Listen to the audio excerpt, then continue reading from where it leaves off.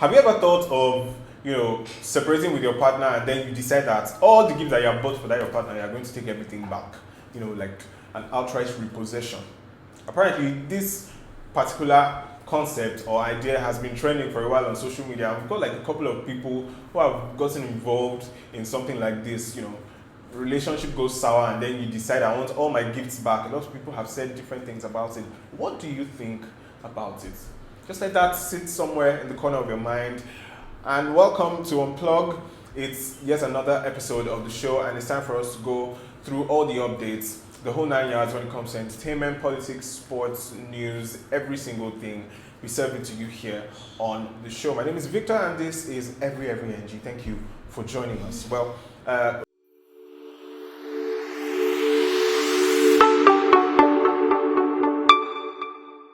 we start off with entertainment news, and from some of your BB Naija faves, where Laycon is leading the way as he has hit 100,000 subscribers on YouTube. The guy is just breaking records everywhere, setting new records, hitting milestones, smashing everything here and there. I mean, 100,000 subscribers on YouTube is no mean feat. In just how long? And of course, he received his award, the YouTube plaque that YouTubers get when they hit subscriber milestones. So it was really, really good to see. Laycon is doing really, really well for himself. Congratulations. And moving on now, let's talk Wathoni and TrikyTee. You recall that Wathoni has a show, the Baby Talk Show, where usually she talks about things that regard family and taking care of children and all of that. Well, she had TrikyTee on a show recently, and they were talking about DNA testing. And apparently both of them had differing opinions about the necessity of DNA testing. Well, TrikyTee was saying DNA tests should be normalized for this reason, for that reason. Wathoni was like, no, it breeds trust issues, this and that. TrikyTee is saying, no, trust issues are not the main reason. They are important for other reasons. When you see situations where babies are swapped in hospitals and this and that. Well, that was how they went all back and forth, but eventually they were able to reach a compromise. But it was really, really good to see both of them, just collaborating together on Wathoni's show. More of the same, please. More of the same. All right. Now let's talk Katrina. Katrina was supposed to start a reality show of her own, Keeping Up with the Jones, that was supposed to star her, the boss lady, and her daughter Lila. Unfortunately, we're not going to be seeing that not anytime soon, maybe not this year, because Katrina has revealed that she wants to focus now on her business and on brand influencing, and she apologized to everybody who has been expecting Keeping Up with the Jones to actually kick off. But we're not going to be seeing that anytime soon. So she has taken a U-turn on that particular decision. Well, hopefully every other thing that she wants to focus on goes well, all right? Yesterday, we talked about Mercy AK, and we showed you a short video of where she was flaunting some very expensive bags. Now, those bags were Hermes bags. Hermes is a luxury brand, mostly for the ladies, right? It was quite a thing, and Mercy even said something like, these bags are more popular than some people in Nigeria. If that's your sub, well, take it with your chest. But in response to that, Toke Makinwa decided to go all out and also show that, yo, Mercy AK, you're not the only one who's got Hermes bags, And she also decided to flaunt her own collection of the luxury products. I'm like, okay, go on. Maybe the next thing, one of them is going to come up with luxury perfumes, and somebody else is going to come up and show that you're not the only one who's got those. But keep it up. It's quite good to see. We're here for all of it, right? Aren't we? We are. And still talking Mercy AK, she got dragged a bit for her accents. She got dragged for her Igbo accent. It's not actually new. Right from when she was in the house, a lot of people have been talking about her Igbotic accent. But apparently she has decided to take that in her stride and just own it. And she, posted something on social media, and she was like, I'm Igbotic and I am proud. Right? I mean, she was dragged, somebody trolled her, and she responded in the most confident way possible. I'm like, oh, wow, that's good. And it also just like generated a whole conversation on social media where people were saying, stop calling people Igbotic. It's not like it's something bad, right? These are people who have an accent. There are other people from other parts of the country who have accents. Why does the focus have to be on what you call Igbotic, right? But I'm just here to say, if you're Igbo, whatever you are, own it, right? Own it. It's your heritage, it's your culture. Don't allow all these innate people get all up in your face. Eh? Okay. Now moving on, let's talk Ike, Mercy's former boyfriend. Pains me that I had to say former, but anyways, we move. Ike has weighed in on this thing that I was talking about earlier about ending relationships and deciding to repossess gifts that you gave your partner.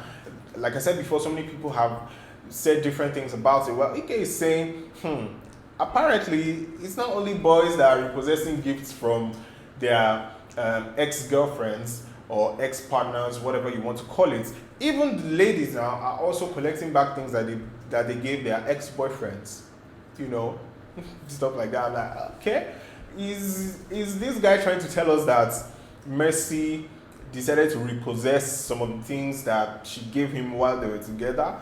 That is a question people were asking, you know, on social media. Like, okay, what are you trying to tell us? They don't collect the thing where they give you, that kind of thing. But I don't really know. We don't really know. But it was quite fun to hear Ike's opinion about this. So, like I asked you before, what do you think about this? What do you think about ex-partners collecting gifts that they gave their ex-partners, right? It's a serious conversation here and there, but just let me know what you think about it in the comments, right? Talking about partners and love and relationships and all of that, Temi Otedola recently marked her 25th birthday, and her man, Mr. Easy, you know, they say it's the little things that count here, but sometimes even the little things need money. Mr. Easy decided to celebrate it with her in such grand style, and he took her for breakfast on a private island. I'm not even going to try to attempt to say more than that, but you can imagine, private island, all shut down for Mr. Easy and Temi Otedola. I mean, doesn't get more beautiful than that, does it? All right, let's move on. Now let's talk national stories. And Femi Fani-Kayode, former Minister of Aviation in Nigeria, has weighed in on the recent happenings in Benue State. The governor, Samuel Otom, was attacked, and a Fulani institution, FUNAM, that is Fulani Nationality Movement, actually took responsibility for that attack and said that they actually wanted to kill him, that it was just one or two things that went wrong in the process, and that's why he was not assassinated. And Femi Fani-Kayode is linking these people now with the Islamic State of Iraq and Syria, that is ISIS, and he's saying these people are not Nigerian-based terrorists. They are foreign-based, foreign-owned, foreign-sponsored, and their aim is just to destroy Nigeria.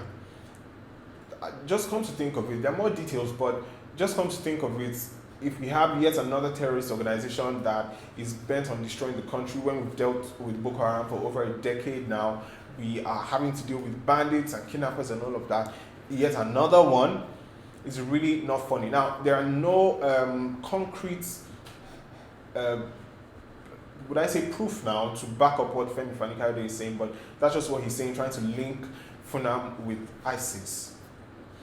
Hopefully, an end can be brought to all of it. That's just all I'm about.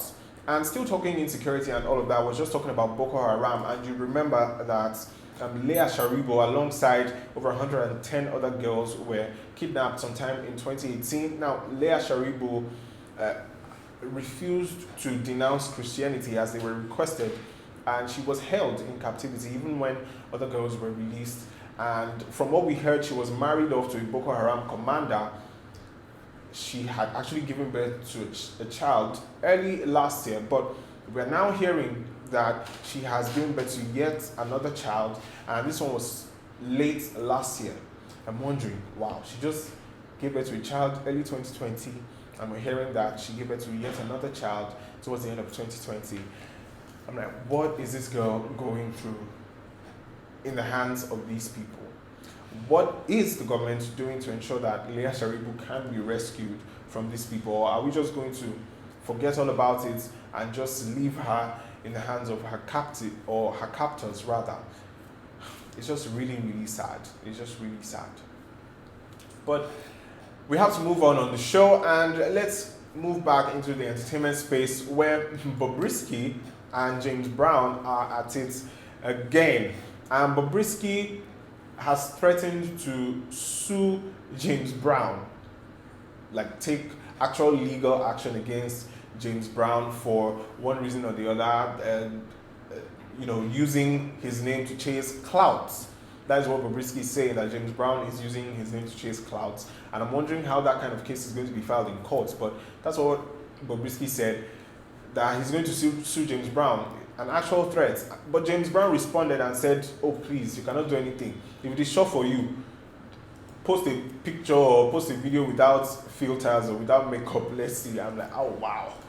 Now James Brown is not backing down, but Bobrisky is supposed to be your senior colleague. I thought there's supposed to be some hierarchy in this thing and some kind of mutual respect. I thought that was the case before, but maybe that's not what it is right now. So Bobrisky and James Brown are loggerheads, and we'll keep you updated about whatever happens in that particular one. And now Nigerian actor Gabriel Afolayan has openly addressed rumors and comments about his marriage. People saying that he's having problems in his home, that he's no longer together with his wife or whatnot. Now, Gabriel Afolayan has come out to debunk all of this and say, my marriage is intact. Those are his words. His marriage is intact. So for those of you whose tongues might be wagging, or you might be thinking of believing all those rumors that Gabriel Afolayan is having marital issues, well, the man himself has said his marriage is intact, there's no problem whatsoever, so we move. All right. Now, back to that issue about repossessing gifts and all of that. Quavo and Saweetie actually, started the whole thing, and both of them, American rappers, were in a relationship, and Quavo bought Saweetie a very, very sweet ride, a beautiful car, a Bentley. And unfortunately, they separated for reasons best known to them. Saweetie, tweeted about it and all of that. Quavo also tweeted in response. And what we heard was that Quavo sent a repo man to go collect the Bentley from Saweetie. But according to reports that we're hearing from TMZ and other sources, this is absolutely untrue, right? People just misconstrued statements here and there, and they have actually said, if you have any actual proof, maybe pictures or videos of Quavo actually collecting this car back, then of course, by all means, put it out there, let us see it. But if you don't have any concrete evidence, don't say this, because it is untrue. So Quavo didn't actually collect the Bentley back. But then, just imagine for a minute, Saweetie, finds a new man, and he just goes out one day in this Bentley, and he probably parks beside Quavo's car, maybe at a mall or something, and they both get down, and there's a stare down. What do you think happens? Anyways, let's move on now. Let's talk sports. Juventus manager Andrea Pirlo has been given one game to save his job. This is according to reports coming from Italy, especially Tutto Sports, where it is being said that the club's form, the team's form is so bad right now, and after their elimination from the Champions League and their recent shocking loss against Benevento in the Serie A, Andrea Pirlo has just one game to salvage his Juventus job, or drastic action is going to be taken. Well, right now it's the international break, and the next game is going to be in April. So hopefully the football legend can save his job or not. That is all we have on Unplug for today. Thank you so much for joining us. My name remains Victor. This is Every NG, and until we come your way next time, goodbye.